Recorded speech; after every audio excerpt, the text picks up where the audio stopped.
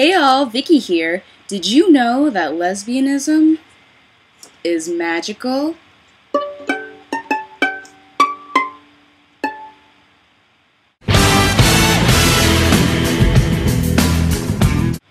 Okay, so this week's topic is coming out to your roommate. I apologize again for missing my Friday.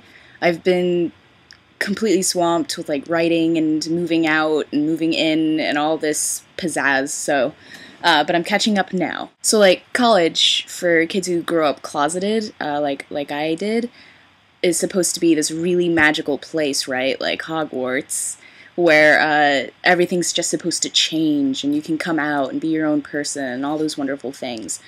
And then move-in day happens, right? And you don't know the person you're living with probably, and even though maybe like me you're all the way across the country from your family, the idea of coming out to someone you don't know very well is just terrifying. So, there are different ways that you can approach it. Talking from personal experience, I showed up at USC fully expecting to just immerse myself in the ocean that is lesbianism and just, run free. But when I first walked into my dorm room, my roommate apparently had already moved in a little bit, and when I looked over to her side of the room, the first thing I saw was a crucifix hanging right above her bed. Big-ass crucifix. Jesus is here! I was terrified. I just thought, well, thanks God, this is awesome. This is exactly what I wanted when I decided to come out here.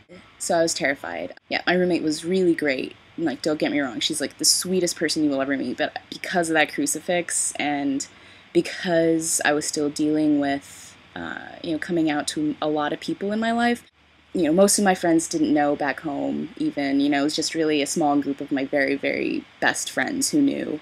So, yeah, like, coming out to someone who sleeps with Jesus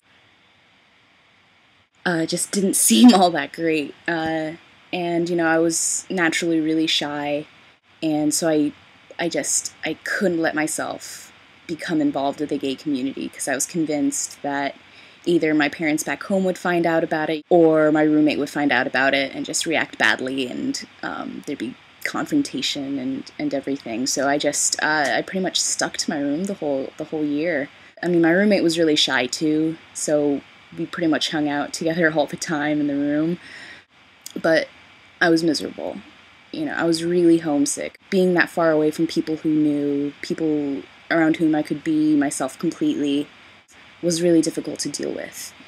And so I was miserable. The last month of school, after battling with myself, actually filling out the applications to transfer and everything, just doing everything short of actually sending them in, I decided, let's give this school another shot. I just have to do it. I just have to come out so I can be a part of the school and get the full college experience that I was looking for. So one weekend, my roommate was out visiting some relatives nearby, and I'm a big blogger, so what I did was I wrote an entire post about my sexuality, and I messaged all of my friends about it on Facebook and told them, hey, check this link out. And I remember there was this 10-minute pause as I almost clicked on my roommate's name, and I just thought, what if I did, what if I didn't? Ultimately, I just forced myself to click it and then click send. And I had to wait 2 full days in worry for her response. And, meanwhile, all of my friends back home responded really well. They all sent me really loving messages. And I'd been asleep, and suddenly the door flew open, right? And so I jerk awake, and I'm really groggy, and my roommate's standing in the doorway looking at me, and she just runs towards me and says, Vicky, I read the blog post, and I just want you to know that I love you. And she gave me this big hug, and it was just not an issue at all. And since then, we've been really open about it, and she was really great about it. And, we've met up a few times since then, talk about it. Her younger brother actually just came out, too. So, we've had really great conversations about that.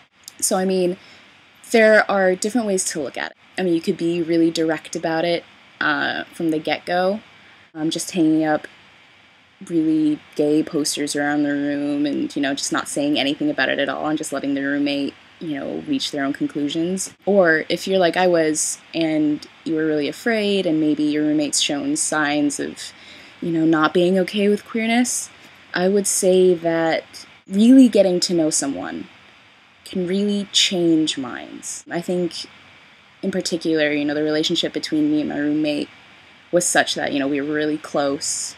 So she got to know me as a person. So when she found out that one detail about my life, it didn't really factor in. I'm not sure necessarily where she stood on queer issues before I came out to her, but I know that her knowing me well enough, anyone knowing someone well enough before finding out some detail like that can really make a difference. Statistics are starting to show nowadays that there's a direct correlation between the number of people who support marriage equality, gay rights, queer rights, I should say, and the number of people who know someone personally who's queer. And, that really says something. That's a really big deal. In case, you do find yourself in a situation where your roommate, openly says really heterosexist things before you even come out, or maybe even after you came out, there are people around campus who will help you and who will understand you. So the bottom line is, college is supposed to be Hogwarts, like I said before, right? Like, it's supposed to be this really magical place where you grow and where you should have the opportunity to find out who you are, to try new things, to really tap into sides of yourself that previously went untapped. You should have that freedom and you should have that comfort. And there are going to be people somewhere. Sometimes you have to look much harder than others, but you just have to know that there's nothing wrong with you. No matter what anybody ever says, no matter if your roommate doesn't take it that well, you just have to remember that for every person who treats you badly, you have to have faith in the fact that there is going to be at least a dozen others who would welcome you with open arms. Dig into the services that your campus offers. Really try to find a community of other queers around campus. Talk to a counselor if need be. Counselors are really great. I've talked to counselors on a number of occasions for a number of reasons. So, really seize that opportunity. Because I've personally known that feeling, to want to get as far away from home and be my own person. And, now that I have been there, done that, doing that, it's so worth it. So stay strong. Don't let the haters get you down. Be who you are, because who you are is beautiful.